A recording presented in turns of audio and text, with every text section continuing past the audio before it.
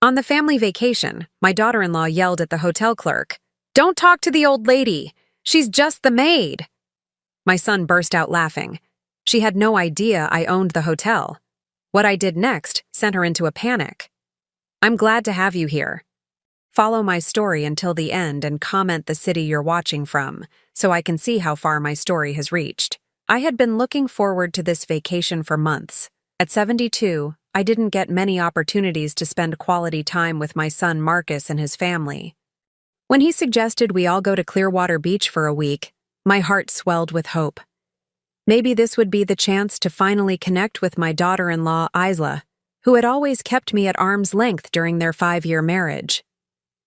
The drive to the Ocean View Resort took 4 hours, and I spent most of it in the back seat listening to Marcus and Isla discuss their plans. They talked about spa appointments, golf reservations, and expensive dinners as if I wasn't there. When I tried to contribute to the conversation, asking about the kids or suggesting activities we could all do together, Isla would respond with short, clipped answers, while Marcus simply ignored me altogether. I should have seen the warning signs then, but I was too desperate for family connection to pay attention. The Ocean View Resort was one of my crown jewels, though my family had no idea. I had built my hotel empire from nothing after my husband died when Marcus was just 12. Starting with a small bed and breakfast, I had worked 18-hour days, scrubbed floors, handled bookings, and slowly expanded until I owned 17 properties across 3 states. But I had always kept my business life separate from my family, wanting Marcus to love me for who I was, not what I owned. As we pulled up to the elegant entrance, I felt a familiar pride seeing the pristine landscaping and the uniformed valets rushing to help guests. The ocean view had taken me 3 years to acquire, and another 2 to renovate to perfection. Every detail, from the marble floors to the crystal chandeliers, had been personally chosen by me. Marcus handed the keys to the valet while Isla adjusted her designer sunglasses and smoothed her blonde hair. She was beautiful, I had to admit, with the kind of polished perfection that came from expensive salons and personal trainers. At 35, she was 20 years younger than Marcus and never let anyone forget it. "Remember," she said to Marcus as we approached the entrance, "I want the penthouse suite. I don't care what they say about availability. Make it happen." Marcus nodded obediently. It always amazed and saddened me how completely he bent to her will. The confident boy I had raised had somehow become a man who couldn't make a decision without his wife's approval. We walked into the stunning lobby, and I couldn't help but smile at the familiar bustle of activity. Sarah, the front desk manager, looked up as we approached. Her eyes widened slightly when she saw me, but I gave her the slightest shake of my head. I wasn't ready to reveal my identity yet. "Good afternoon," Sarah said professionally. "Welcome to the Ocean View Resort. How may I assist you?" "Reservation for Whitman," Marcus said. "We should have the penthouse suite." Sarah checked her computer, her fingers flying over the keyboard. "I see your reservation here, Mr. Whitman. You're confirmed for our deluxe Ocean View suite, but I'm afraid the penthouse is occupied for the duration of your stay." I watched Isla's face darken. Her jaw tightened, and I could see the storm brewing behind her perfectly applied makeup. "That's unacceptable," Isla snapped. "Do you know who we are? I specifically requested the penthouse when we made this reservation." Sarah maintained her professional composure, though I could see the slight tension in her shoulders. "I apologize for any confusion, Mrs. Whitman. The deluxe suite is quite lovely, with a private balcony, and I don't want to hear about some inferior room." Isla's voice rose, drawing attention from other guests in the lobby. "I want the penthouse, and I want it now." I stepped forward slightly, hoping to diffuse the situation. "Isla, perhaps we could—" That's when it happened. The moment that would change everything between us forever. Isla whirled around, her face contorted with fury. "Don't you dare speak!" she screamed at me, her voice echoing through the marble lobby. "Sarah, or whatever your name is, don't listen to anything this old woman says. She's nobody important. She's just the help we brought along." The lobby fell silent. Other guests stopped their conversations and turned to stare. I felt heat rush to my cheeks as humiliation washed over me like a cold wave. But Isla wasn't finished. "Don't talk to the old woman," she shouted, pointing at me like I was some kind of pest. "She's just the maid, the babysitter. Don't waste your time with her." I stood frozen, my mouth dry, my heart pounding so hard I thought it might burst. In all my 72 years, no one had ever spoken to me with such venom, such complete disrespect, and certainly not in front of a lobby full of strangers. But what happened next cut even deeper than Isla's cruelty. Marcus threw back his head and laughed. Not a nervous laugh or an uncomfortable chuckle, but genuine, delighted laughter. As if his wife humiliating his mother in public was the funniest thing he'd ever heard. "Oh God, Isla," he said between laughs, wiping tears from his eyes. "You're terrible, but you're not wrong. Mom, just let us handle this, okay? Go sit down somewhere." The betrayal hit me like a physical blow. This was my son, the boy I had raised alone, worked myself to the bone for, sacrificed everything to give the best life possible. And he was laughing at my humiliation. Sarah's face had gone pale, and she was looking at me with a mixture of shock and sympathy that only made things worse. Around the lobby, I could hear whispers and see people pointing. Some were holding up their phones, probably recording the whole terrible scene. "Ma'am," Sarah said quietly, her voice gentle but professional. "Perhaps you'd like to take a seat in our lounge while we sort out the room situation." Before I could respond, Isla let out an exaggerated sigh. "Yes, take the old bat somewhere she won't embarrass us further, and make sure someone keeps an eye on her. She tends to wander off."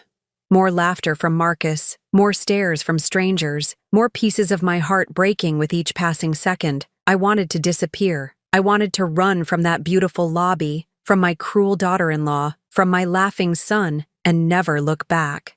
But something deep inside me, some remnant of the strength that had built this empire, kept me standing. I looked at Sarah, who was watching me with barely concealed distress. She knew who I was. She knew that with one word from me, Isla would be thrown out of this hotel so fast her designer heels wouldn't touch the ground. But I said nothing. Not yet. Instead, I picked up my small suitcase and walked toward the elevator, my spine straight, despite the weight of humiliation pressing down on me. Behind me, I could hear Isla continuing to berate Sarah about the penthouse suite, her voice filled with the kind of entitlement that comes from never having worked for anything in your life. As the elevator doors closed, I caught Sarah's eye one last time. She gave me the smallest nod, a gesture that said she understood, she was sorry, and she was waiting for my signal. I had built this empire with my own hands. I employed over 300 people across my properties.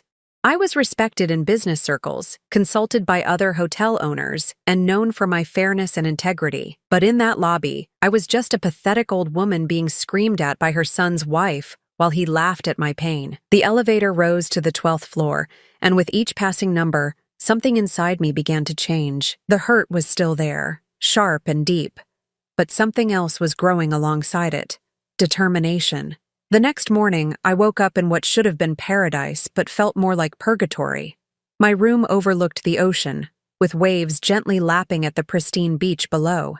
The sunrise painted the sky in shades of pink and gold that I would have normally found breathtaking. Instead, I felt hollow, like someone had scooped out everything inside me and left only an empty shell. I had barely slept. Every time I closed my eyes, I heard Isla's voice screaming, "She's just the maid," and Marcus's laughter echoing through my mind. I kept replaying the scene, wondering what I could have said or done differently. Though deep down, I knew the problem wasn't my reaction. The problem was that my own family saw me as disposable. A soft knock at my door interrupted my thoughts. When I opened it, I found Marcus standing in the hallway, looking uncomfortable but not apologetic. "Mom, we're heading down to breakfast. Isla wants you to watch the kids by the pool afterward so we can go to the spa." Not, "Good morning." Not, "How did you sleep?" Not even an acknowledgement of what had happened in the lobby. Just another order disguised as a request. "Marcus," I said quietly, "about last night." He waved his hand dismissively. "Mom, don't make a big deal out of nothing. Isla was just stressed about the room situation. You know how she gets when things don't go according to plan." Nothing. He called his wife's public humiliation of me nothing.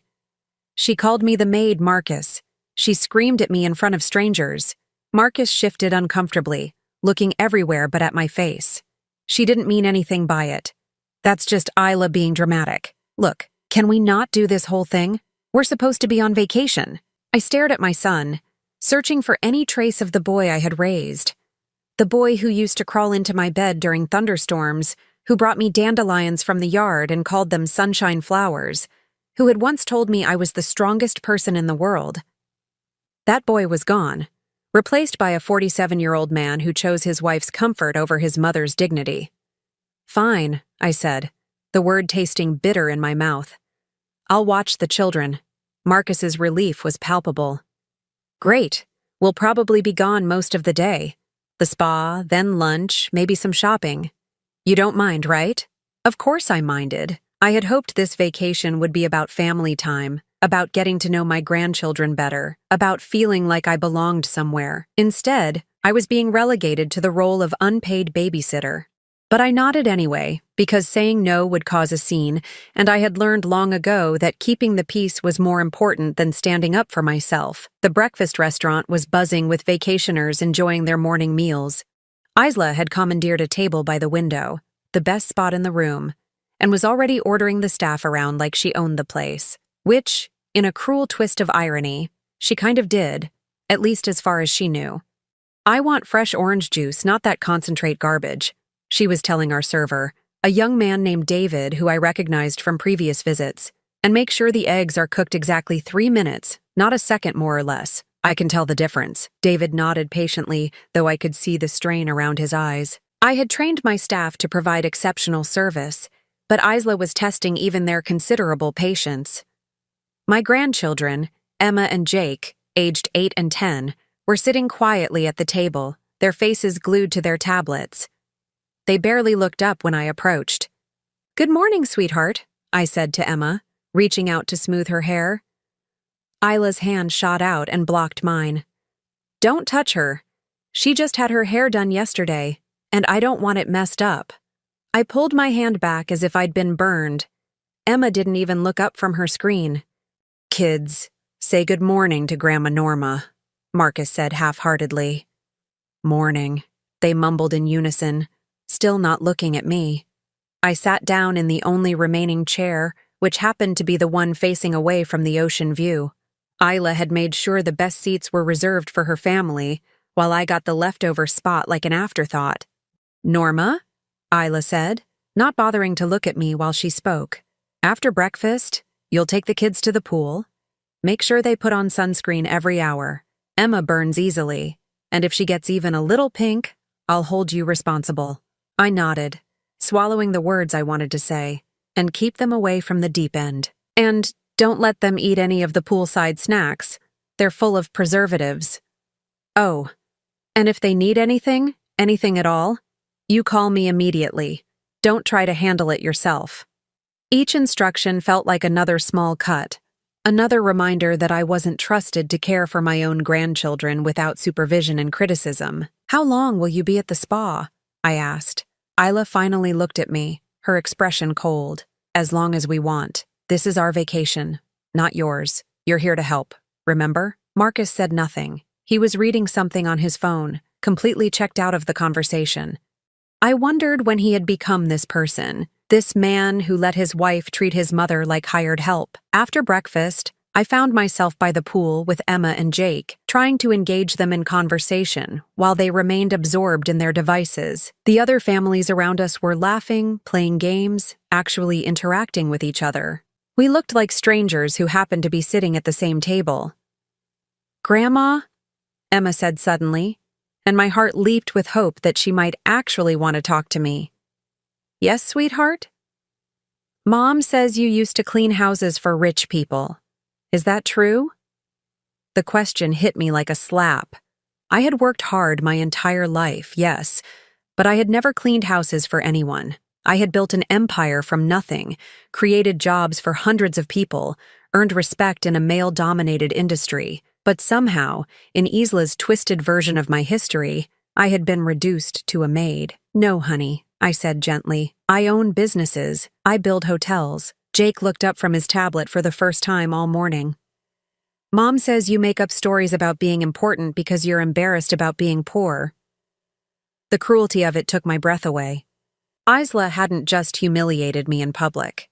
She had been poisoning my grandchildren against me, filling their young minds with lies designed to make them see me as pathetic and delusional. "Your grandmother is not poor, and she doesn't make up stories," I said, trying to keep my voice steady. Emma shrugged. "That's what Mom says. She says you live in a tiny apartment and pretend to be rich to make yourself feel better." I lived in a penthouse overlooking the bay, worth more than most people's entire net worth, but my grandchildren thought I was a pathetic old woman living in squalor and lying about my accomplishments. For the next 6 hours, I sat by that pool, watching children who barely acknowledged my existence, while their parents enjoyed themselves at my expense. Other guests occasionally struck up conversations with me, and I found myself making polite small talk, while inside I was dying a little more with each passing minute. When Marcus and Isla finally returned, they were glowing from their spa treatments and expensive lunch. Isla's nails were freshly manicured, her hair styled to perfection. She looked like a woman who had spent the day being pampered, which she had, at a spa I owned, with services I ultimately paid for. "How were the kids?" Marcus asked, though he was already looking at his phone again. "Fine," I said, because what else could I say? That they thought I was a liar and a maid? That their mother had systematically destroyed any chance of a real relationship between us? "Good," Isla said, not really listening. "Tomorrow you're watching them again. We have golf in the morning and then lunch with some friends we met at the spa." I watched my son nod along with his wife's plans, never once asking if I minded, never considering that I might have wanted to spend my vacation doing something other than providing free childcare. That night, as I sat alone in my room overlooking the ocean I had worked so hard to own, I realized something that should have been obvious years ago. I wasn't on a family vacation. I was on a work trip, hired to be the help while my son and his wife enjoyed themselves. The only difference was that instead of being paid for my services, I was paying for the privilege of being treated like dirt. But as I sat there in the darkness, watching the waves crash against the shore, something began to shift inside me. The hurt was still there, deeper than ever, but it was being joined by something else: anger. Pure, clean anger at being taken for granted, at being lied about, at being treated like I was nothing when I had built everything. Tomorrow, I decided, things were going to start changing. The third day of our vacation started like the previous two, with me receiving my marching orders from Isla while Marcus nodded along like an obedient puppet. This time, they were planning a day trip to a nearby wine country, and I was expected to stay behind with the children. "Make sure they eat lunch at exactly noon," Isla instructed, applying lipstick with the precision of a surgeon. "And Emma gets cranky if her blood sugar drops, so keep those granola bars I packed handy." I wanted to point out that I had raised a child successfully, that I knew how to feed and care for children, but I had learned that any defense of my capabilities would only result in more detailed instructions and implied criticism. "We'll probably be back around 6, Marcus said, barely looking up from his phone. "Maybe later if the traffic is bad." As they prepared to leave, I overheard Isla on the phone with someone, her voice carrying that particular tone she used when she thought she was being clever. "No, we can't do dinner tonight. I'm stuck babysitting duty again. I know, it's ridiculous, but it's only for a few more days. Trust me, once this is all sorted out, we won't have to deal with this anymore." Something cold settled in my stomach. The way she said, "once this is all sorted out," didn't sound like she was just talking about the end of our vacation. After they left, I took the children to the hotel's kids club, a service I had personally designed to give families more flexibility during their stays. The counselors were wonderful with Emma and Jake, and for the first time since we'd arrived, I saw them actually smile and interact with other children their age. With a few hours to myself, I decided to take a walk around the property. It had been years since I'd been able to just observe my hotel as a guest rather than an owner, and I wanted to see how things were really running. That's when I overheard the conversation that changed everything. I was walking past the pool bar when I heard familiar voices from one of the private cabanas. Marcus and Isla were supposed to be at wine country, but there they were, hidden behind the canvas walls, talking in hushed tones with another couple I didn't recognize. "The thing is," Isla was saying, "she's getting old, and old people don't live forever, if you know what I mean." A woman's voice I didn't recognize laughed. "Isla, you're terrible." "I'm practical," Isla replied. "Marcus is an only child, So everything will come to us eventually. The question is just how long we have to wait. My blood ran cold. I stepped closer to the cabana, staying hidden behind a large palm tree. What about the old woman herself? The unknown man asked. Doesn't she have any money of her own? Marcus's voice, my own son's voice, made my heart stop. Mom? God, no, she's broke as hell. Lives in this tiny apartment, barely gets by on Social Security. I've been supporting her for years. The lies came so easily from his mouth that I wondered how long he had been telling them. I lived in a penthouse worth $3 million. My monthly income from investments alone was more than most people made in a year. But somehow, in Marcus's version of reality, I was a burden he generously supported. That's why this whole vacation thing is such a pain, Isla continued. We have to drag her along everywhere because she can't afford to do anything on her own. It's like having a pathetic pet that you can't get rid of. The other woman made sympathetic noises. How awful for you. And she probably expects you to take care of her when she gets really old and sick. Over my dead body, Isla said with a vicious laugh. The minute she starts needing real care, she's going straight to a state facility. I'm not turning my house into a nursing home for some useless old woman. I gripped the palm tree to steady myself. They weren't just talking about waiting for me to die naturally. They were planning to abandon me the moment I became inconvenient. But Marcus's next words were the ones that truly shattered my heart. The funny thing is, she still thinks she's important, he said, and I could hear the cruel amusement in his voice. She tells these ridiculous stories about owning businesses and being successful. It's actually kind of sad how delusional she's become. Dementia? The unknown man asked. Maybe, Marcus replied, or just desperate to feel like she matters. Either way, it's embarrassing. Yesterday, she tried to tell the kids she owns hotels. Hotels? Can you imagine? They all laughed, the sound cutting through me like broken glass. Well, Isla said, at least we won't have to deal with her crazy stories much longer. I give her maybe 5 more years, 10 at the outside. And then we'll finally be free to live our lives without having to pretend we care about a worthless old woman who never amounted to anything. I stood there behind that palm tree, feeling like my entire world was collapsing around me. These weren't strangers talking about some unfortunate relative. This was my son and his wife, discussing my death like it was a long-awaited vacation they were planning. The best part, Isla continued, is that she's so grateful for any attention we give her. Like this vacation, she actually thinks we invited her because we want her here. She has no idea we only brought her along to watch the kids so we could have some fun. More laughter, more casual cruelty. Does she at least help with expenses? The other woman asked. Are you kidding? Isla scoffed. She's completely useless financially. Marcus pays for everything. Her groceries, her utilities, this vacation. She's a complete drain on our resources. Another lie. I had been supporting Marcus financially for years, helping with his mortgage payments, his children's private school tuition, even Isla's shopping sprees. The credit card bills that came to my address were staggering, but I had paid them without complaint because I thought I was helping my family.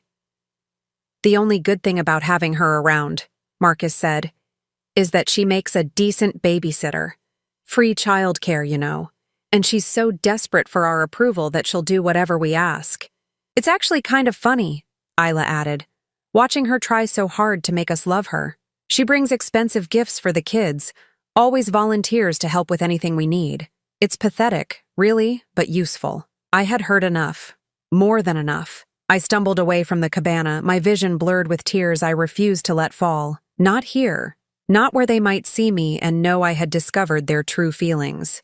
I made it back to my room before the dam burst. Sitting on the edge of my bed, I finally let myself feel the full weight of what I had learned. My son, the boy I had raised alone after his father died, the child I had worked 18-hour days to support, thought I was a worthless burden he couldn't wait to be rid of. My daughter-in-law, who had smiled at me through 5 years of family dinners and holiday gatherings, saw me as nothing more than free labor and a convenient scapegoat for her own inadequacies. And my grandchildren, innocent as they were, had been taught to see me as a liar and a drain on their family's resources. I sat in that hotel room, my hotel room in my hotel, built with my money and my sweat, and realized that I had spent years pouring love and support into people who not only didn't appreciate it, but actively resented me for it. The phone rang, startling me out of my dark thoughts. It was the front desk. "Mrs. Whitman, this is Sarah from the front desk. I hope you don't mind me calling, but I wanted to check if everything was all right. Some of the staff mentioned they were concerned about you." Sarah's kindness, the genuine care in her voice from someone who was essentially a stranger, made me realize how starved I had become for basic human decency. "I'm fine, Sarah. Thank you for asking. Are you sure? If there's anything we can do to make your stay more comfortable." I almost laughed at the irony. Here was an employee of mine, someone I paid to provide service to guests, showing me more consideration than my own family had in years. "Actually, Sarah, there is something you can do for me." "Of course. What do you need?" I took a deep breath, feeling something shift inside me like tectonic plates finding a new alignment. "I need you to prepare a detailed record of all the charges to my son's room. Everything. Meals, services, incidentals. I want a complete accounting." There was a pause. "Certainly. May I ask what this is regarding?" "Let's just say I'm beginning to see some things more clearly than I have in a long time." As I hung up the phone, I walked to the window and looked out at the ocean. The sun was beginning to set, painting the sky in brilliant shades of orange and red. It was beautiful, but for the first time in 3 days, I wasn't just admiring the view. I was planning. My family wanted to treat me like I was nothing, like I was just some pathetic old woman they had to tolerate until I died. They were about to learn exactly who they were dealing with. That evening, Marcus and Isla returned from their fake wine country trip, flushed with sun and satisfaction from their day of deception. They swept into the hotel lobby like conquering heroes, completely unaware that I had overheard every cruel word of their conversation by the pool. "Mom!" Marcus called out when he spotted me in the lounge with the children. "How was your day? I hope the kids weren't too much trouble." The casual concern in his voice might have fooled me yesterday, but now I heard it for what it really was. A performance designed to maintain the illusion that he cared about my well-being. "They were perfect angels," I replied, my voice steady despite the storm raging inside me. "We had a lovely time at the kids' club, didn't we?" Emma and Jake nodded absently, already gravitating toward their parents like planets pulled into orbit. I noticed how they barely acknowledged my presence once Marcus and Isla arrived, as if I became invisible the moment their real family showed up. "Great," Isla said, not really listening as she checked her reflection in her phone's camera. "We're going to dinner at that new seafood place downtown. You don't mind staying in tonight, do you? The kids need to get to bed early anyway." It wasn't a question. It never was. "Of course," I said, the words tasting like ash in my mouth. As they prepared to leave for yet another evening without me, I excused myself to make a phone call. Back in my room, I dialed a number I hadn't used in months. "Richard, it's Norma Whitman." Richard Harrison had been my business attorney for 15 years, a sharp man who understood both the legal and practical sides of running a hotel empire. If anyone could help me navigate what I was planning, it was him. "Norma, what a pleasant surprise. How's retirement treating you?" I almost smiled at that. Retirement. I had stepped back from day-to-day operations, but I was far from retired. "Richard, I need some information. Hypothetically speaking, if someone were fraudulently using credit cards linked to my accounts, what would be my legal recourse?" There was a pause. "That's quite specific for a hypothetical question. Are you having problems?" "Let's just say I'm considering some changes to my financial arrangements. What about family members who are authorized users but have been misrepresenting the source of their funding?" "Norma, if someone is committing credit card fraud using your accounts, that's a serious criminal matter, even if they're family members. Are you telling me that's what's happening?" I looked out at the ocean, watching the moonlight dance on the waves. "I'm telling you I'm tired of being taken advantage of, and I want to know my options." Over the next 30 minutes, Richard outlined exactly what those options were. The picture he painted was both sobering and liberating. I had more power than I had realized, and Marcus and Isla had made more mistakes than they knew. After hanging up with Richard, I called Sarah at the front desk. "Mrs. Whitman, how can I help you?" "Sarah, I'd like you to prepare a comprehensive report for me. I want to know every service my son's family has used since they arrived, every special request they've made, and every interaction they've had with the staff. Certainly. Is there a particular reason you need this information? I chose my words carefully. Let's say I'm conducting a quality assessment of our guest services. I want to make sure our procedures are being followed correctly. Of course. I'll have that ready for you first thing in the morning. The next morning arrived gray and overcast, matching my mood perfectly. I had barely slept, my mind racing with plans and possibilities, but for the first time in days, I felt purposeful instead of helpless. I met Sarah in her office at 7 a.m. before Marcus and Isla would be awake. The report she handed me was more damning than I had expected. Your daughter-in-law has made 17 separate complaints since arrival, Sarah said quietly. She's demanded room upgrades, special meal preparations, and has been quite rude to several staff members. I flipped through the pages, reading account after account of Isla's entitled behavior. She had berated a housekeeper for not arranging her shoes properly. She had sent back 3 different meals because they weren't perfect. She had demanded that the pool area be cleared of other children so Emma and Jake could swim alone. What about my son? I asked. Sarah's expression was carefully neutral. He's been less involved, but he supported his wife in every complaint and demand. Of course he had. Marcus had perfected the art of enabling Isla's worst behavior while maintaining plausible deniability. There's something else, Sarah said, her voice dropping even lower. Yesterday, when they thought no one was listening, Mrs. Isla was quite vocal about her opinions regarding the hotel management. I raised an eyebrow. Oh? She told another guest that the service here was adequate, but that the ownership was probably some old money family who didn't care about quality anymore. She said she could run this place better than whoever was in charge. The irony would have been funny if it weren't so infuriating. Thank you, Sarah. This is very helpful. As I walked back toward the elevator, I ran into David, the young server who had been waiting on us at breakfast. He looked nervous when he saw me. Mrs. Whitman, he said quietly, I hope you don't mind me saying this, but I wanted you to know that the staff has noticed how your family treats you. I stopped walking. What do you mean? David glanced around to make sure we weren't overheard. We all know who you are, ma'am. You've been nothing but kind to us over the years, but watching how they talk to you, how they treat you like you're nobody important, it doesn't sit right with any of us. The loyalty of my employees, people who had no obligation to defend me, touched something deep in my chest. These were people who respected me, who valued my leadership and fairness. The contrast with my own family was stark and painful. Thank you, David. That means more to me than you know. He nodded. If there's anything we can do. Actually, there is. I want you to continue providing excellent service to my son's family, but I also want you to document everything they do and say. Can you do that for me? Absolutely. Over the next 2 days, I became a different kind of observer. Instead of sitting passively while Isla ordered me around and Marcus ignored me, I watched them with the calculating eye of a businesswoman who had built an empire by understanding people's motivations and weaknesses. What I saw was even worse than I had imagined. Isla wasn't just entitled, she was cruel.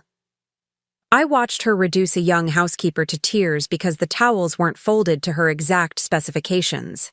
I saw her throw a genuine tantrum when the poolside service was too slow, screaming at a server who was clearly doing his best. Marcus wasn't just passive, he was complicit.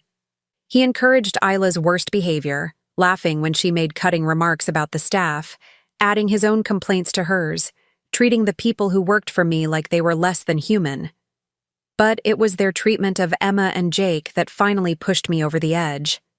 I was watching the children play in the pool when Emma scraped her knee on the rough edge of the diving board. It was a minor injury, barely bleeding, but she was crying and wanted comfort. When Isla arrived, instead of consoling her daughter, she immediately began berating the lifeguard for not preventing the accident. Then she turned to me. "This is your fault," she snapped.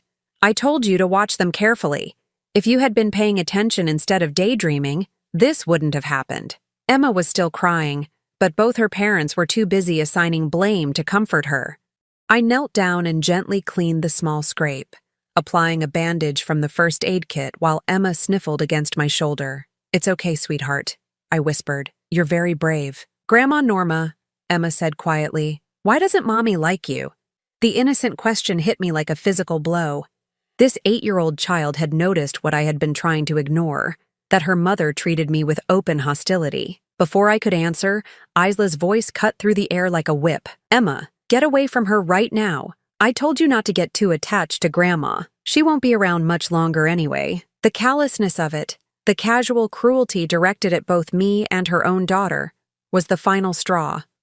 That night, I made a series of phone calls that would change everything. I called Richard again, this time with specific instructions. I called my accountant with detailed requests for financial records. And I called Tom Peterson, the general manager of my hotel chain, with orders that would go into effect immediately. As I hung up from the last call, I looked at myself in the bathroom mirror. The woman staring back at me looked older than her 72 years, worn down by days of humiliation and emotional abuse. But there was something new in her eyes, something that hadn't been there since this nightmare vacation began. Power. And the absolute determination to use it. Tomorrow was our last full day at the resort. Marcus and Isla had planned one final spectacular day of treating me like hired help while they enjoyed themselves at my expense. They had no idea they were about to discover exactly who they had been pushing around. Our final day at the Ocean View Resort dawned bright and cloudless, the kind of perfect beach day that graced our brochures and brought guests back year after year. But as I prepared for what I knew would be the most important day of my life in decades, the beautiful weather felt almost mocking. Isla had outdone herself planning our farewell dinner.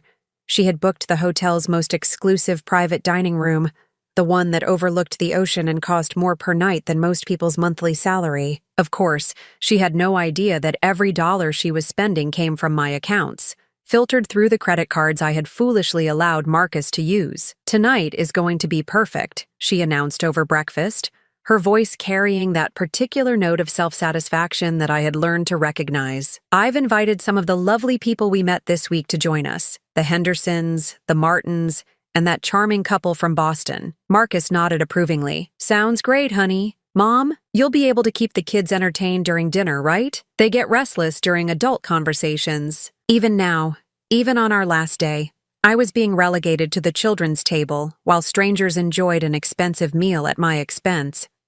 Of course, I said quietly. But inside, something was crystallizing into diamond-hard resolve. I spent the morning making final preparations. Richard had worked through the night to ensure everything was legally bulletproof. Tom Peterson had briefed the key staff members who would need to know the truth. And I had practiced in the mirror until I could deliver my words without my voice shaking. At 3 o'clock, I received the call I had been waiting for. Mrs. Whitman, this is Detective Morrison from the County Sheriff's Office. We've reviewed the financial documents your attorney provided. Based on the evidence of unauthorized charges and misrepresentation, we can proceed whenever you're ready. Thank you, Detective. I'll call you when it's time. The afternoon dragged by with agonizing slowness. Isla spent hours getting ready, transforming herself into the picture of elegant sophistication that she wore like armor against the world. Marcus pressed his best shirt and shined his shoes, preparing to play the role of successful businessman for their new friends. Neither of them bothered to ask what I was wearing or if I needed help getting ready. In their minds, I was just the help, and the help didn't need to look presentable for their important dinner.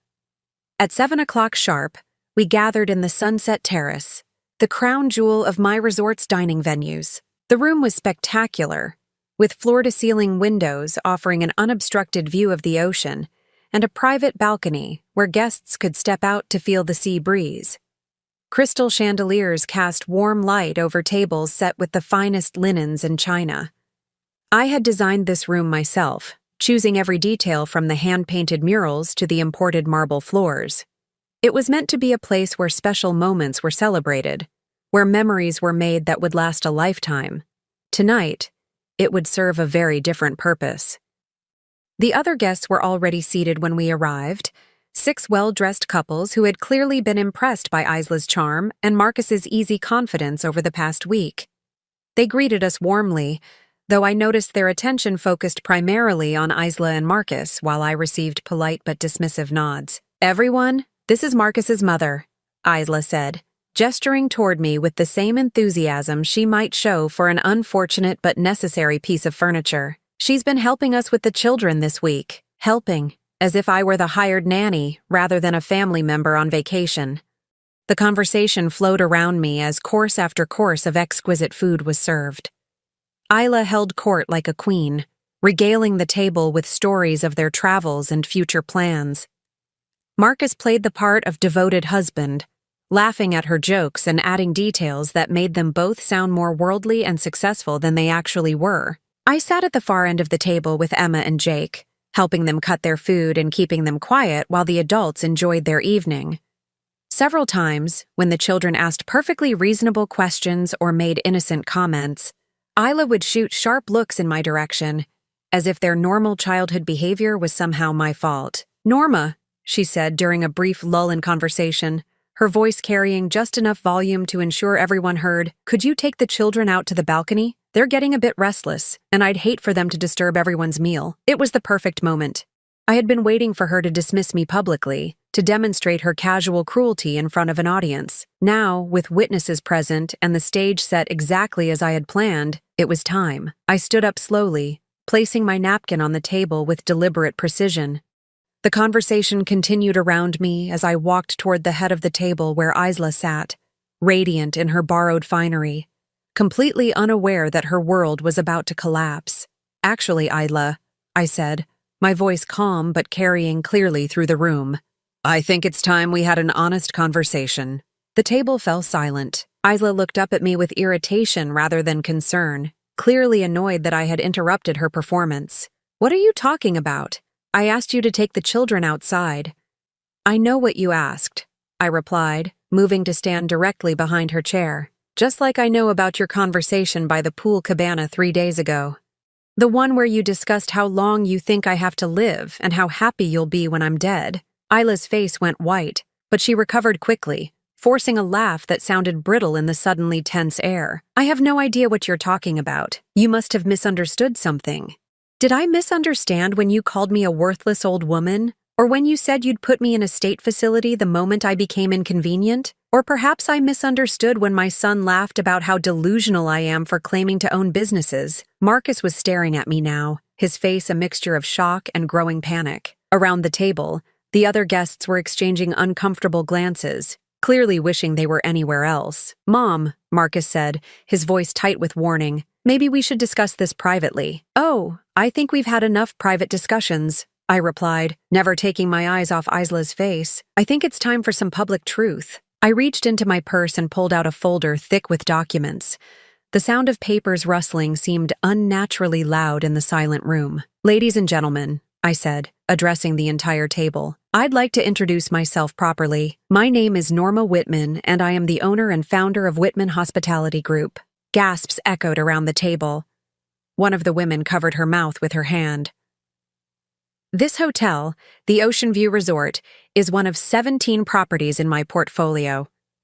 The meal you're enjoying tonight, the rooms you've been staying in, the staff who have been serving you, all of it belongs to me." Isla's mouth opened and closed like a fish out of water. Marcus had gone completely still, his face drained of all color. "For the past week," I continued, my voice growing stronger with each word, "I have been systematically humiliated, belittled, and treated like hired help by my own son and his wife. They have told you, told my grandchildren, and told anyone who would listen that I am a poor, delusional old woman who makes up stories about success to feel important." I opened the folder and began pulling out documents. "This is the deed to this hotel. This is my corporate registration. These are financial statements showing my net worth of $47 million. And this," I said, holding up the final document, "is a record of every charge Marcus and Isla have made to the credit cards I provided them, thinking I was helping family members who cared about me." The silence was deafening. Even the children had stopped fidgeting, sensing the gravity of the moment, though they couldn't understand it. $68,000 in the past 6 months, I announced. Spa treatments, shopping sprees, expensive dinners, luxury vacations, all charged to my accounts while they told people I was broke and they were supporting me out of charity. Isla found her voice first, though it came out as barely more than a whisper. Norma, please, let me explain. Explain what? I cut her off. Explain how you screamed at my employees, calling me a maid and telling them not to waste time speaking to me? Explain how you've spent years poisoning my grandchildren against me, telling them I'm a liar and a burden. Explain how you've been planning to abandon me in a state facility the moment I become inconvenient. Marcus finally spoke, his voice shaking. Mom, we can work this out. This is all just a misunderstanding. I turned to look at my son, the boy I had raised alone, the man I had supported and loved unconditionally for 47 years. No, Marcus, this isn't a misunderstanding. This is exactly what you intended. You wanted a mother who was grateful for scraps of attention, who would provide free money and free babysitting without asking for respect in return. You wanted someone you could use without consequence. I pulled out my phone and pressed a number I had programmed earlier. Detective Morrison, it's Norma Whitman. Yes, I'm ready for you now. The effect was immediate and devastating. Isla shot to her feet so quickly she knocked over her wine glass, the red liquid spreading across the white tablecloth like blood. You called the police?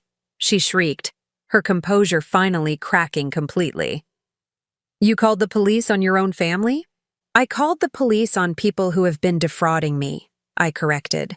The fact that we're related is irrelevant to the law. Marcus was on his feet now too, his hands shaking as he reached toward me. Mom, please, think about what you're doing. Think about the children. They don't deserve to see their parents arrested. You should have thought about the children before you taught them to despise their grandmother, I replied. You should have thought about them before you decided their inheritance was more important than their relationship with me. The dinner guests were gathering their belongings, clearly eager to escape the family drama unfolding before them. I didn't blame them. This wasn't their fault, and they didn't deserve to be trapped in our private hell. As they filed out, offering awkward apologies and promises to keep in touch that no one believed, Isla made one last desperate attempt to regain control.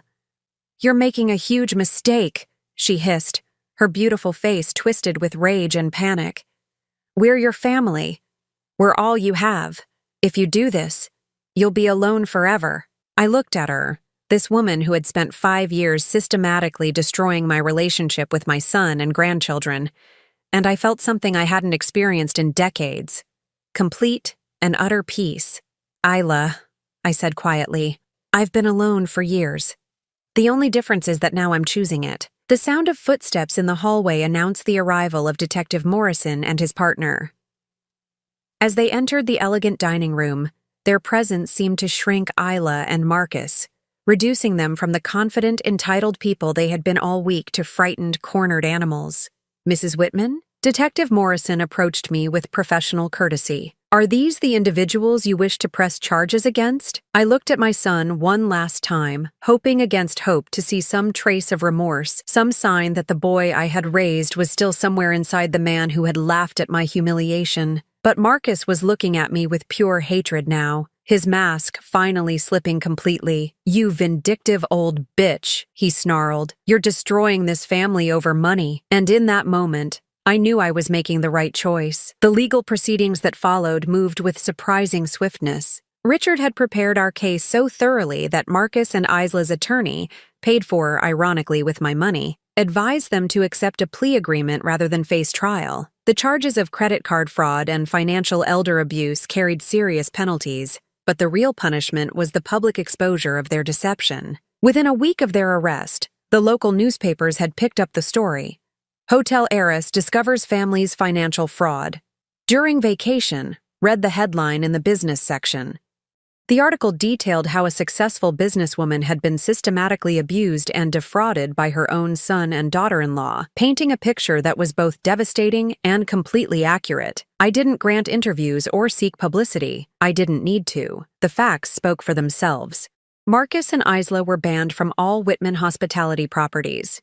Their credit cards were canceled, their access to my accounts revoked, and the monthly payments I had been making toward their mortgage immediately stopped. Within 30 days, They were forced to sell their house and move into a cramped apartment across town. But the financial consequences were nothing compared to the social ones. The story spread through their social circles like wildfire. The country club membership I had been paying for was canceled. The private school where Emma and Jake attended, tuition courtesy of Grandma Norma, required immediate payment of overdue fees or disenrollment. Friends who had enjoyed expensive dinners and lavish parties funded by my money suddenly became very busy when Marcus or Isla called. I watched it all unfold from the peaceful distance of my penthouse, feeling nothing but relief. 3 months after that terrible dinner, I received a letter. The return address was Marcus's new apartment, and the handwriting was Isla's, though it was shaky and desperate compared to her usual perfect penmanship. "Dear Norma," it began, "I hope you will find it in your heart to forgive us for our mistakes. We have learned our lesson and want to make things right. The children miss their grandmother terribly, and Marcus realizes now how wrong he was to let me come between you. Please give us another chance to be the family you deserve." I read the letter twice, then carefully folded it and placed it in my filing cabinet next to the police reports and court documents. It wasn't an apology. It was another manipulation. Another attempt to access my resources now that theirs had dried up. The real Marcus, the one who had called me a vindictive old bitch when faced with consequences for his actions, had shown me exactly who he was. Isla's letter was just confirmation that neither of them had learned anything except that their actions had financial consequences. I never responded. Instead, I began building the life I should have been living all along. I sold 2 of my smaller properties and used the money to establish the Whitman Foundation, a nonprofit organization dedicated to preventing elder abuse and supporting seniors who had been abandoned by their families. The foundation's headquarters occupied the top floor of my newest hotel in downtown Tampa, and I threw myself into the work with an energy I hadn't felt in years.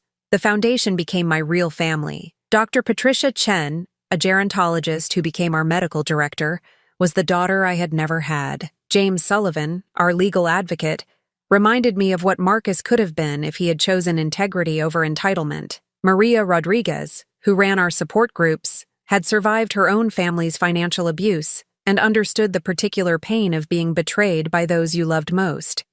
Together, we helped dozens of seniors reclaim their lives and their dignity.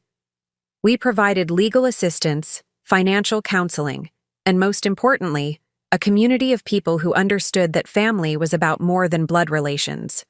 My grandchildren remained a source of sadness, but even that pain began to heal with time. Emma and Jake were young enough that Marcus and Isla's poison might not be permanent. I established trust funds for their college educations, to be administered by the foundation when they turned 18. If they chose to contact me then, knowing the truth about what had happened, I would welcome them with open arms. If not, they would still have the security I had always wanted to provide them. A year after the confrontation at the Ocean View Resort, I received an unexpected visitor. Sarah, my former front desk manager, had been promoted to general manager of the property, and she called to ask if she could stop by my penthouse. "Mrs. Whitman," she said as we sat on my balcony overlooking the bay, "I wanted you to know that the staff at Ocean View has never forgotten what happened that week.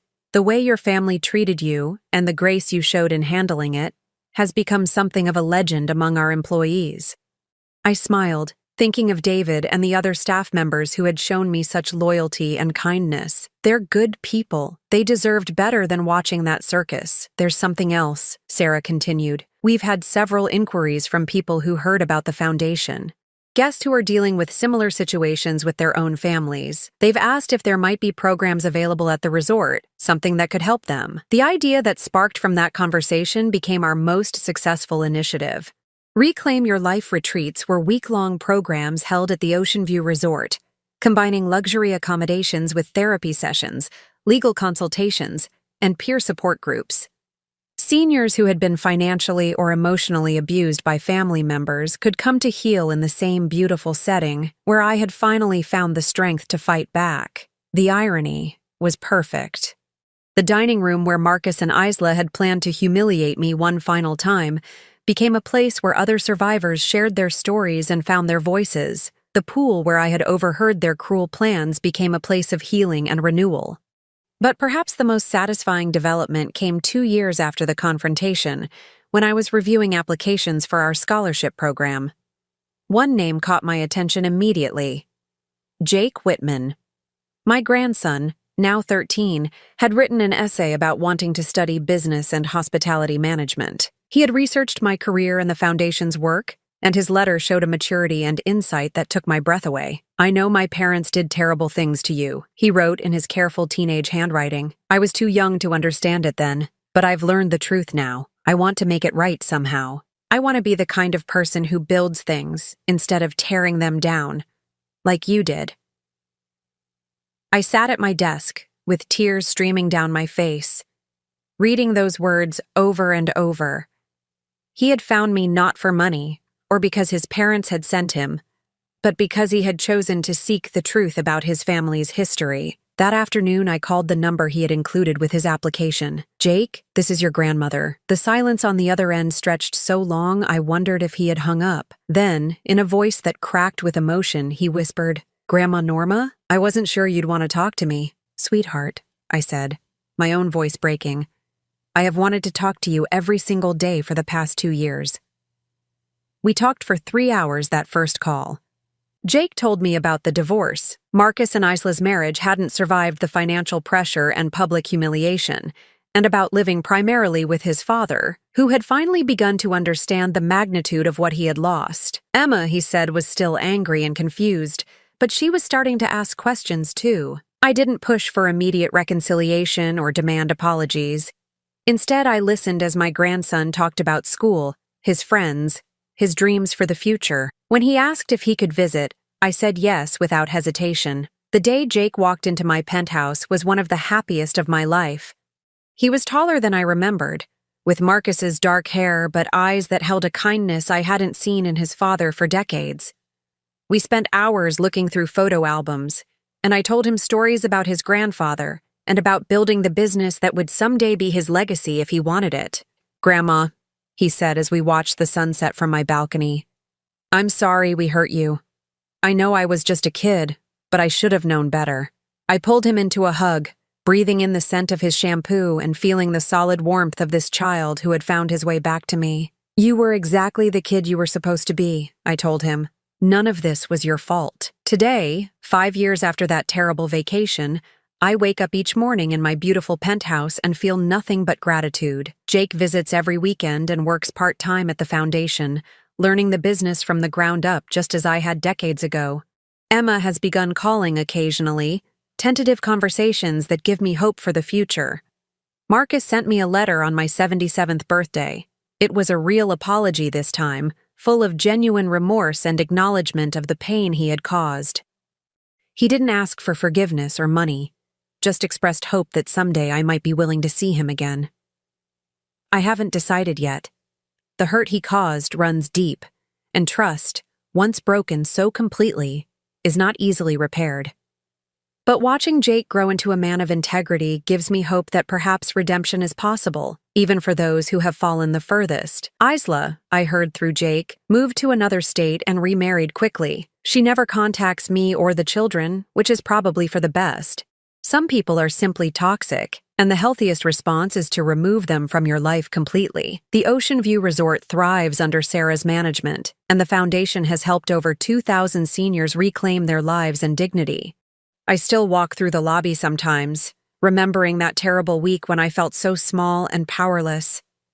But now, when I stand in that marble-floored space, I don't see the place where I was humiliated. I see the place where I finally learned to fight back, where I discovered that I didn't have to accept cruelty just because it came from family. The most important lesson I learned is this: you teach people how to treat you. For years, I had taught Marcus and Isla that they could use me without consequences, that my love was unconditional even when their respect was non-existent. When I finally set boundaries, when I finally demanded the respect I deserved, everything changed. Not immediately, and not without pain, but eventually. I am 77 years old, and I have never been happier. I am surrounded by people who value me for who I am, not what I can provide them. I go to sleep each night knowing that I am loved and respected, and I wake up each morning excited about the work ahead of me. It took me too many years to learn that being alone is not the same as being lonely, and that sometimes the family you choose is stronger than the family you're born into. Marcus and Isla thought they were teaching me a lesson when they humiliated me in that hotel lobby. They were right about one thing. I did learn something that week. I learned that I am worth fighting for, even if I have to be the one doing the fighting. And that knowledge has made all the difference. Now I'm curious about you who listened to my story. What would you do if you were in my place? Have you ever been through something similar? Comment below. And meanwhile, I'm leaving on the final screen 2 other stories that are channel favorites, and they will definitely surprise you. Thank you for watching until here.